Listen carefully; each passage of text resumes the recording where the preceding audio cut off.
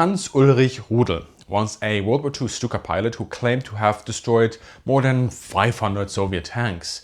He was also a very problematic figure, highly decorated and celebrated by German wartime propaganda, and he stayed a prolific Nazi with extreme beliefs until his death. Today I chat with my co-author Dr. Jens Wehner about Rudel and whether we can verify or refute Rudel's kill claims. Jens wrote an absolutely brilliant chapter on this subject in our new book, and this conversation is a really good starting point for that. But of course there's lots more in the chapter and the book itself, which is right now heavily discounted in our launch sale. As I roll into the intro, a big thank you here also to the channel supporters, including FMT, Stefan and Peter, who recently signed up. Now, without further ado, welcome to the Luftwaffe at War.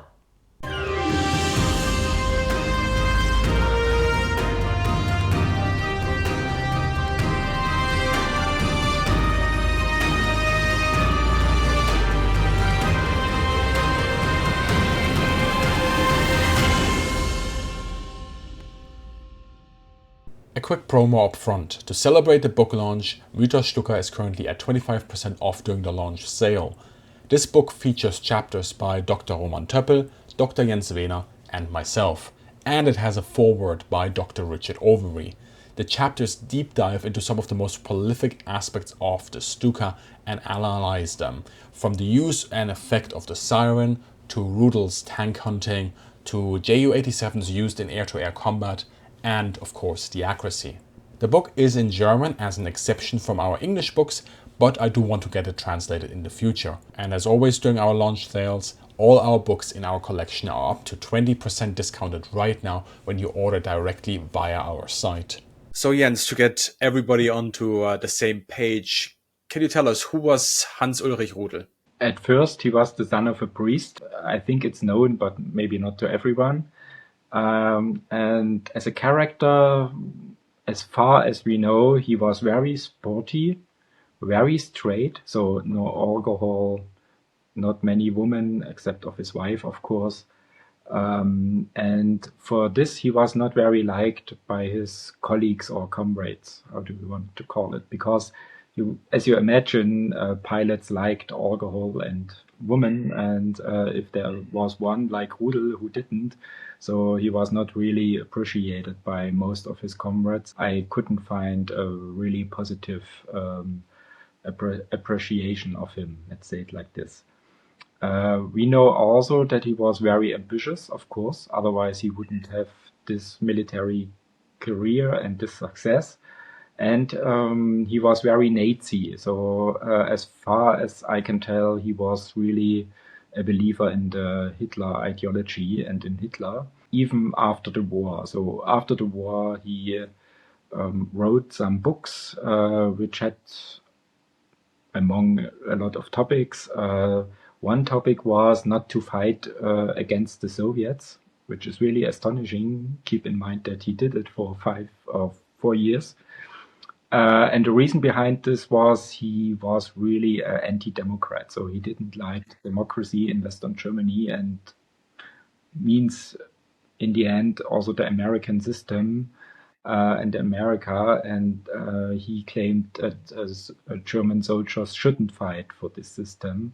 And he was also not a member in a party, but let's say an associate or something like this, for a right-wing party which was forbidden by the German government after the war. And he lived in South America, and he had many Nazi connections. One can really tell he was really a believer in the National Socialism. And there are really high appreciation of Rudel by high German Nazis like Joseph Goebbels and even Hitler seemed to be a fan of Rudel, as far as we can tell by the sources. Yeah, it is. I mean, it's interesting actually when you say that he was very much an anti-democrat, that after the war he was cooperating quite a lot with the Americans sometime. But I guess that goes hand in hand with the careers of quite a few people back then. But yeah, talking now, let's maybe go away from the person and talk more about his career in the Luftwaffe. Could you give us sort of an overview there of what was his place in the Luftwaffe? Yeah, in 1936, he joined the German forces, the Luftwaffe, and after 3 years, which is normal, I would say, he became a lieutenant, so a lieutenant, and a pilot. And I think this is a really normal way to become a pilot and so on and an officer in the Luftwaffe. But as far as we can tell, because he said it with his own words, he was really a bad pilot. Until 1941, he hadn't the abilities to fly a Stuka properly, and this is not only said by himself, but also by a former superior of him and so on. And so the decision was made to bring him back to the flight school, to a training.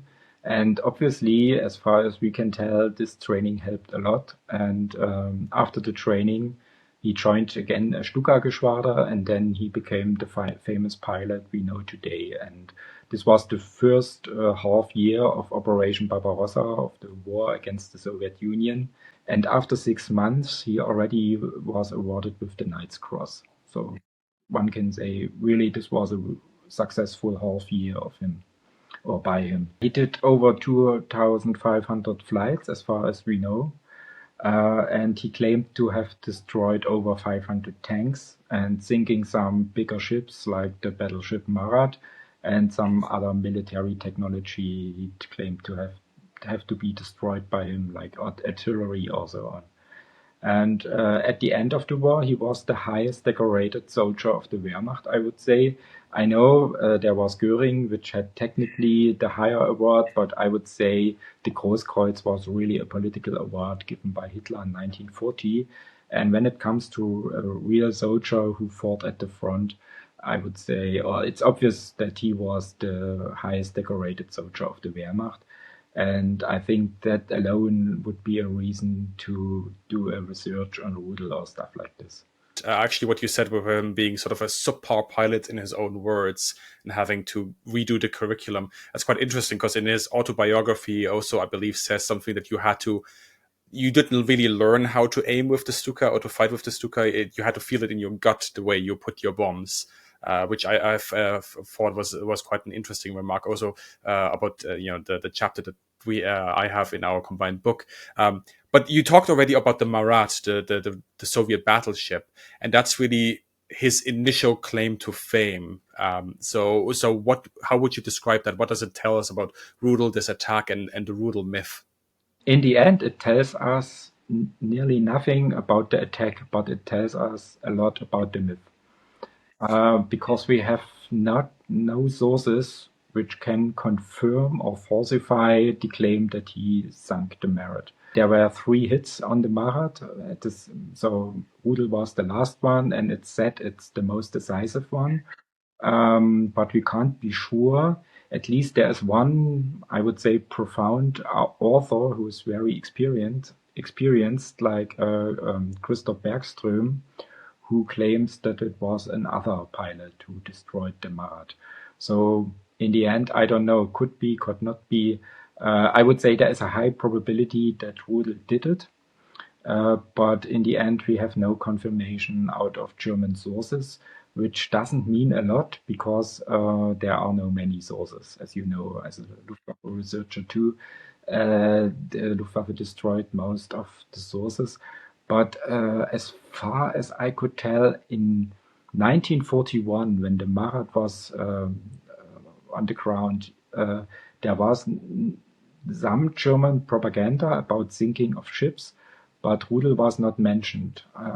So I thought maybe it wasn't really known among the Luftwaffe. Rudel himself in his book describes that there was a reason why he was not awarded for sinking the Marat, and the Knight's Cross, which were awarded only several months later, were not for sinking the Marat, but for his many flights, which was usual for bomber pilots in the Luftwaffe.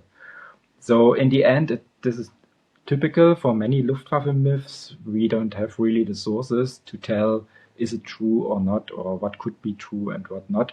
But I would say the Marat is more or less an extreme case of this, because the sources are really very rare. And then you go into this in quite some depth in your chapter as well. But what's impressive about your chapter as well is that you tackle this issue of the tank threat, with which, of course, on the Eastern Front, Rudel is always intertwined, having claimed to have shot or destroyed so many tanks, and the claims that are behind that. So before we go into this sort of data that you have sifted through, could you give an overview of the complexities of actually verifying these kills and how these kills were verified at the time? I couldn't find any verification system. Maybe there was one, I couldn't find it. So there was not a verification system like we know from the fighter aces or the fighter pilots. Yeah, they had one, of course.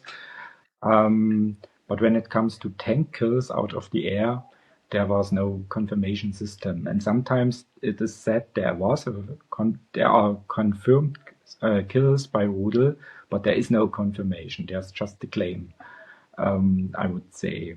Second, there was, of course, no bureaucracy for this. The next thing is I've found quota from Knight's Cross holders, also from the STUKAs, and he had the opinion that no one could really tell if there is something destroyed on the ground by an airplane from a pilot's perspective, which for me is very plausible to say it, at least because you are flying with hundreds of kilometers per hour and you are far away and you can't see if the gun, the tank, or the machine gun is destroyed. But the problem was that in the second half of the war, pilots became more and more decorated for numbers like this. So there was, of course, a higher motivation to claim you have destroyed something. And this is especially true for tank claims, I would say.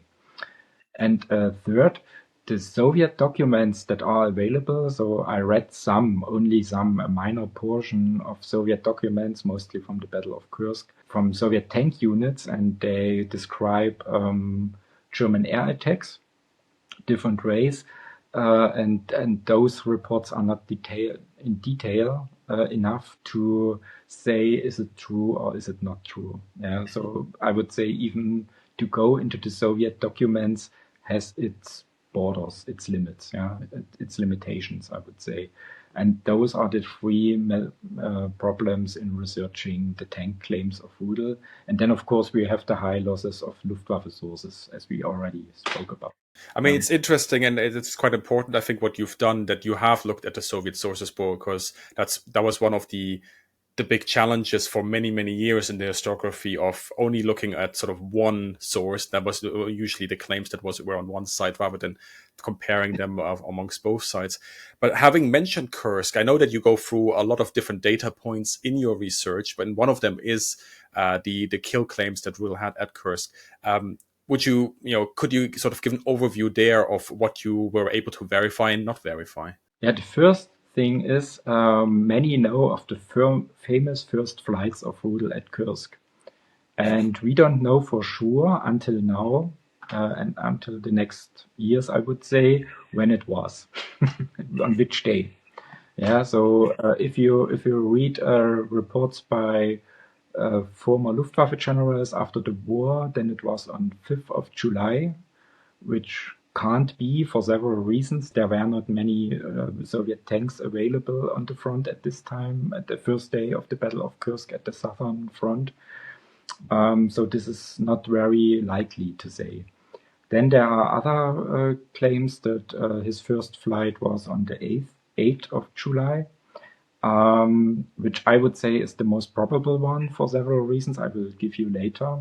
And then there are claims by authors where I would say they are very experienced, and they claim it was on the 12th of July, which is the famous Battle of Pravorovka. Yeah?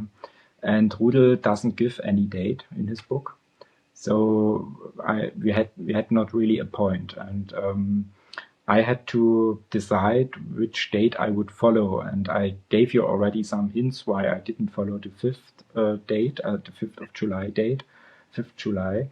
And the 8th July is for several reasons most interesting, because this was already a high point of the tank combat at the southern sector of Kursk, where a lot of Soviet tanks were at the front and a lot of Soviet tanks were destroyed. And there are only 2 days by Luftwaffe sources that are possible. I think one is the 8 and the other one should be the 7th or so, where they say we destroyed so much tanks that Rudel's numbers could be included. Otherwise, the other days the Luftwaffe didn't claim so many tanks. So I'm telling about the core sources, the air core sources. Yeah, so Rudel claimed he has destroyed 12 tanks at the first day of his first anti-tank sortie. And for several reasons, I wouldn't now explain it. Please read it in the article. I would say it was the 8th of July, and there is one Soviet tank unit which is really in detail. So really exact in describing a U-87 cannon attack on their tanks. And this document is already known. It was used by Russian authors who are also experts on air warfare, but they interpreted it as a misconception of this tank unit, saying, "Oh, those were not U-87, but Henschel 129." Yeah. But I would say from the document, because there is also mentioned that U-88 attacked the unit, and I would say this is a mishap from the unit. They mixed the Henschel 129 with the U-88 because both have twin engines or two engines, and the details of the U-87 are really detailed with the cannons under the wings and so on. So there's also some let's say misconception about this attack by the tank unit, so it's not perfect, but I would say this is maybe the first attack. This is all about probabilities. This is not about saying I falsified or I verified this Rudel attack. We don't know if Rudel was in the STUKA. Maybe it was another pilot with another STUKA who attacked this unit, who knows? Or maybe the unit did this wrong, as the Russian authors claimed several decades before. So I'm not sure about this, but the reason behind my article was to look what we can verify and what not. And if I can't verify anything, then I can't verify it. So that's it. That's the limitation of history. And that was the main reason behind this article. And so that's the reason why I can give you only probabilities. And I would say that anybody who claims he knows exactly what about Rudel and his famous anti-tank sorties and so on is wrong, is really wrong. Yeah, because the sources can't tell it to him, I would say. Maybe they know some sources I can't find, but I would say this is the main thing behind this research. Yeah. And what is your sort of overall conclusion then on the Rudel kill claims, if we sort of zoom out and look at it throughout the war and how perhaps those have been treated in the historiography over the last couple of decades? When it comes to the tank claims, as you mentioned already, I have several data points. Mm-hmm. And if you all sum them up, if you all try to interpret them in a pattern, let's say it like that, then one has to say that the tank claims are much too high. Mm-hmm. But this is all about probabilities. Again, if somebody has the opinion that I'm wrong and Rudel was exact in his numbers and so on, then of course he can have this opinion, but it's not more than an opinion. It's not an academic result or research. Yeah. So of course everybody has his opinion, but I would say this is not based on sources also. Mm-hmm. So this is one of the first points. But I have to say, and I found at least one Soviet document that was quite telling from 1944. I would say it's not so much about the tank claims or the tank kills from Rudel, but about the tactical success. So there is at least one Soviet document that says if the Stukas arrived with their cannons, then the tankers leave their tanks in panic, and the tanks were destroyed. Maybe not necessarily by the Stukas, but by ground forces and so on. Of course, if the tankers leave their tanks, it's not good for the battle. And so this shows that there was at least a fear among Soviet tankers. And this was an order by by a front, so by a really big Soviet unit, like an army group, we would say in German or in the Western military slang. So, I mean, this has really an importance, I would say. So, I would say the military success of Rudel is not so much in his tank claims, but more in the tactical success. So, in breaking Soviet tank attacks by air, or at least delaying it also. Yeah. And I think this is something which is already a little bit known about the German anti-tank units on the Eastern Front, flying at the Eastern Front. Yeah. So it confirms a guess, an educated guess, I would say, that was already available. So yeah, but when it comes to the tank claims, there is no evidence that they are true. But as I said, it can be. Maybe the Soviet sources are not that good, as I said already before. But yeah, I mean, the probability is that they are much too high. And I think you know, and we all know, that this is not only true for Rudel when it comes to air and tank destruction. Yeah. Definitely. No, I think that's a really good conclusion, because especially nowadays on the internet, we often get very caught up in the numbers game of playing top trumps. But really, the what you're also saying quite clearly there, it's the effect of air power that really should be under the lens and considered, rather than just playing, an addition game of 1+1 = 2, destroy tanks and so on. So that's excellent. And obviously, everybody who's been watching so far, our viewers, do check out Jens Wehner's chapter in the our new book, MYTHOS STUKA, and have a look there. And if you do happen to have sources that quite clearly add something to the discussion, please do let us know as well. It's part of an ongoing, as Jens has said, of course, verification procedure in terms of war, of trying to figure out where these numbers are. Jens, thank you very much for joining me, and I wish all of the audience a great day, and see you in the sky. Me too. Bye.